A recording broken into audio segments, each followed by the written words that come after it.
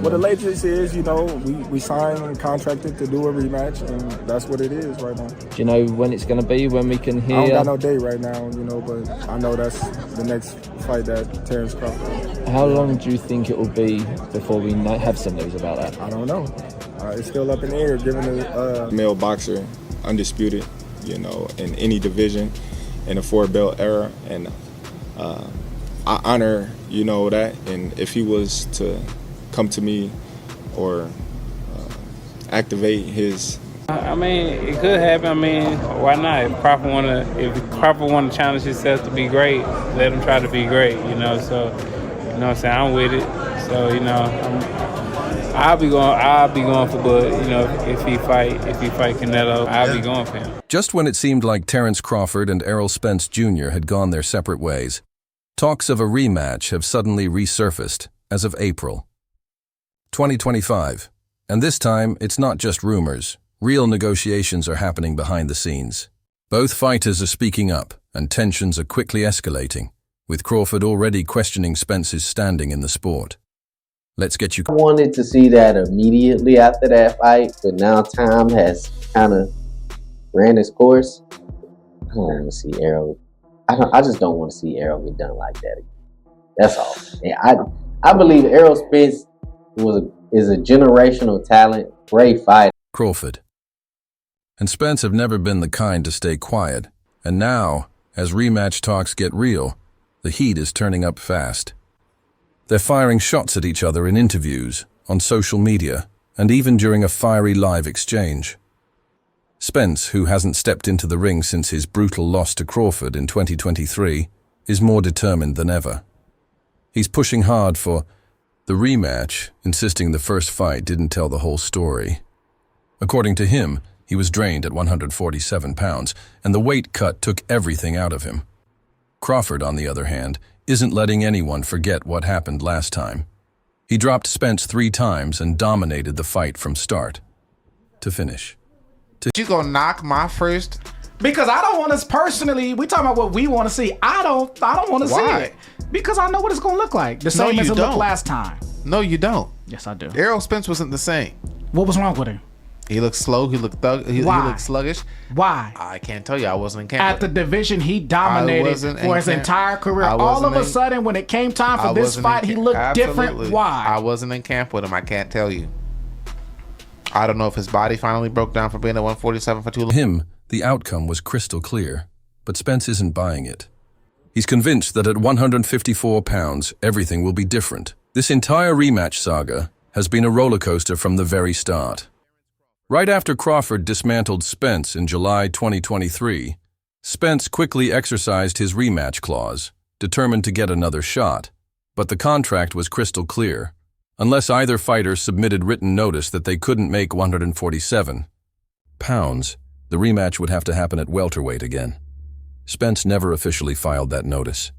Still, he and his team kept pushing for the fight to happen at 154. Can't be made, but weight can't be used as an excuse and sort of say, I don't feel like it. Like, I'll go up for this guy, but not another guy. So, that's sort of the spirit. The language is very, more precise and very definitive. But the concept is, out of fairness, is, let's not be selective. Crawford wasn't having it. After such a dominant win, he saw no reason to give Spence any kind of advantage, and that's where the standoff began. Then came Spence's health issues, which brought everything to a halt. Eye surgery, a long recovery, and growing doubts about whether he could ever return to his former self. While Spence was dealing with all of that, Crawford kept moving forward. He jumped up to 154 and claimed another title by defeating Israel. Question, I don't want your reaction. Is the ErrolSpence rematch on the table still, or? Nah. All right, we're gonna wrap it. I'm trying to tell you. Madrimov, shutting down any remaining talk of a rematch. When reporters asked him about facing Spence again, he barely acknowledged it. Nah, he said, dismissing the idea entirely. At that point, it looked like the rivalry was dead and buried. But now, the tide is shifting, fast. Crawford is no longer shutting the door completely. And Spence, he's turning up the... I truly believe that the fight would have went that way regardless, because stylistically, the fundamentals on that level, Crawford is just outclasses ErrolSpence in every single category. Pressure, calling Crawford out at every day. Opportunity. The boxing world is split. Some fans believe Spence deserves another shot, that the weight cut really did take a toll, and the version we saw in the ring that night wasn't the real Spence. Others say that's just an excuse. They believe he got exposed, and that a rematch would end the same way, no matter what weight class it. 54 or 47, but I'm sure he probably gonna push the weight up, but there's no gonna be no change in the decision. The performance still is gonna be the same. It might be even a little bit better. So he might want to watch out before he activate the rematch clause. Spence, though, is making this personal. He's openly accusing Crawford of ducking him, of trying to walk away from the contract and pretending the fight never existed just because he came out on top the first time. But Crawford isn't the type to let anyone control the narrative. He's firing right back, telling Spence he already had his chance, that he got dominated and didn't even look like he belonged in the same ring. Micah. Now in real time, both fighters are making it clear they're ready to go to war again. Spence, despite everything, is still confident. He claims Crawford has never faced him at full strength, that he wasn't. Let's go!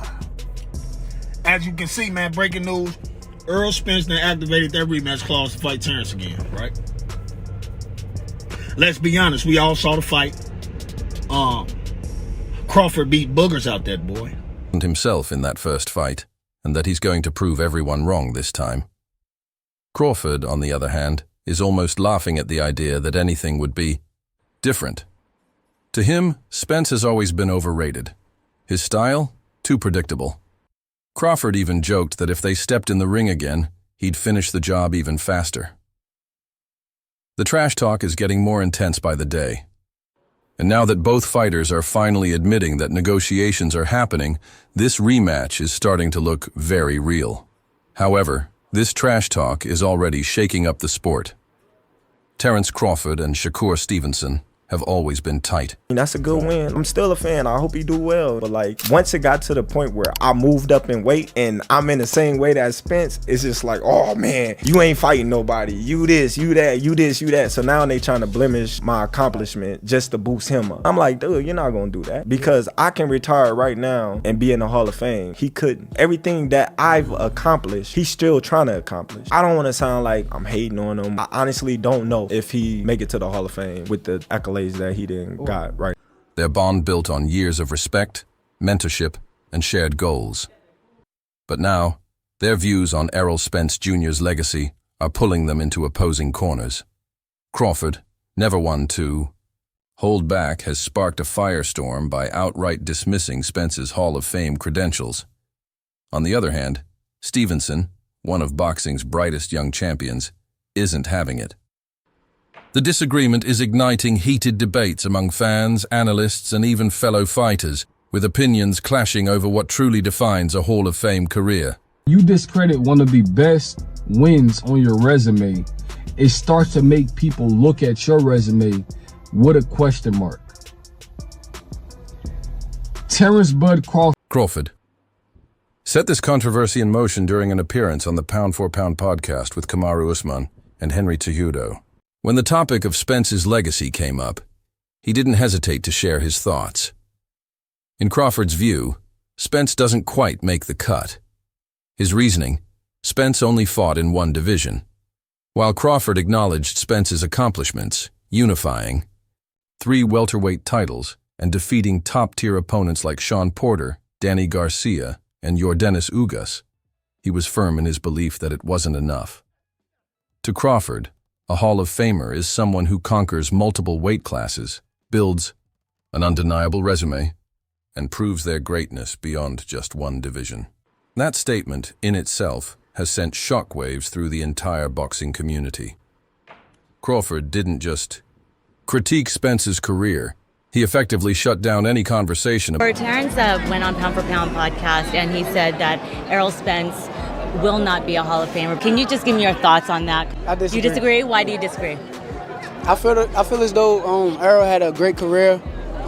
If it wasn't for Bud, he would have been undisputed. So he went and got every belt one by one by one.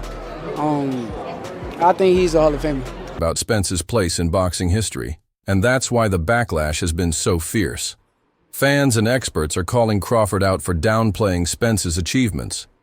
Some view it as unnecessary disrespect, while others believe Crawford is simply being honest. But the most surprising pushback didn't come from analysts or former fighters. It came from Shakur Stevenson, one of Crawford's closest friends, when I don't think Errol's run was long enough, no Diddy, to automatically put him in the Hall of Fame. He was a very good fighter. If there was a Hall of Very Good, he would be going into that. But Hall of Fame, no. If you were in charge of writing the Hall of Fame speech for ErrolSpence, and I was in charge of writing a Hall of Fame speech for Bud Crawford, my Hall of Fame speech, listing my credentials, listing my accolades for Bud Crawford, would sound a lot better than your speech for ErrolSpence, bro. Yeah, I don't think unifying and holding 3 titles automatically puts you in the Hall. Asked about Crawford's comments during an interview with Best Women's Boxing Show, Stevenson was quick to disagree. "I feel as though Errol had a great career," he said, standing firm in his stance. "If it wasn't for Bud, he would have been undisputed. So he went and got every belt, one by one. I think he's a Hall of Famer." His words cut through the narrative Crawford was pushing, offering a different perspective, one that acknowledged Spence's dominance before their fight and what could have been if Crawford hadn't been in his way. Yeah, he gave me that opportunity to fight him. It's only right that if that's what he want to do, I'll give it back to him. Outside of him, I was definitely looking for that Jamel Charlo fight, but they just stripped him for the WBO. So now it's going to be kind of hard, becoming a 3-weight world champion if he don't come back and fight Tim Tszyu and be successful after his fight with Canelo. Stevenson's stance highlights an ongoing struggle in the debate over what truly defines greatness in boxing. Do accomplishments across multiple divisions determine a fighter's legacy, or can ruling a single weight class be enough? Stevenson clearly believes Spence's dominance at 147 pounds is enough to earn Hall of Fame status, but Crawford isn't budging. To him, being a unified champion in one division, no matter how impressive Spence's success at 147 was, just isn't enough for immortality. The He-Heen too. They say Crawford is a hell of a fighter, but I don't really respect his resume. What? Other than fighting you. Crawford? You know what I'm saying? What? I don't really respect his resume like that. Tension between Crawford and Stevenson might not be a full-blown rift, but it's definitely making waves. Their friendship has always been built on mutual respect. But this is one of the rare occasions they publicly disagree on something major. Stevenson isn't just another fighter sharing his opinion. He's someone who has spent years learning from Crawford, training with him, and looking up to him. So for him to go waves of YouTube, let me make a plea right now to Terence Crawford. I understand you just beat him. You beat him thoroughly.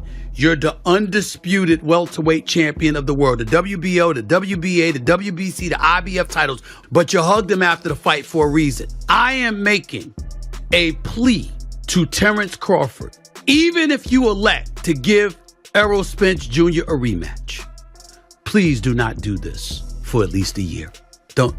Please don't do that. Go against Crawford's take so directly speaks volumes. It also raises questions about how this disagreement might affect their relationship in the long run. Adding fuel to the fire, Hall of Fame discussions are notoriously political, and Spence's case is already causing division within boxing's inner circle. Some argue that Spence's ability to bounce back from adversity, surviving a life-threatening car crash and still defending his titles, makes his resume even more deserving of Hall of Fame It recognition. ain't like Errol can't take him. I think he's the bigger, stronger fighter. But Errol methodically marches down and breaks you down. I don't know if that can be done to Crawford. I think that Crawford is a marvelous boxer. I think he's got the temperament of a champion that really wants to do damage and be spectacular. He can fight conventional, he can go southpaw. He brought the power with him, and I think the biggest thing is that ErrolSpence might have gave him a little bit too much time. Recognition. On the other hand, there are those who believe Crawford is setting a dangerous precedent by discrediting single-division champions, pointing out that many legends built their entire legacies in just one weight class. And there's another layer to this debate, Crawford's history with Spence. Some are arguing that his comments aren't just about Hall of Fame standards. They're personal. They believe Crawford is trying to erase Spence's legacy due to their rivalry, attempting to ensure history remembers him as the superior. Y'all support y'all fighter.